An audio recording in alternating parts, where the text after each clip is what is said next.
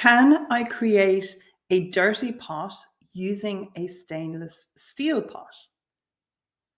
The simple answer to this is yes, you can work using the dirty pot method in a stainless steel pot if all else fails and you can't get a reactive pot. However, you will not get the same results or such strong and light fast prints. So it is important to realize that. However, this does not prevent you getting started eco printing. So if you only have a stainless steel pot, you can get some aluminium foil, and you can crumple that up with your hands and you can add that to your pot as well as all the other components for creating a dirty pot.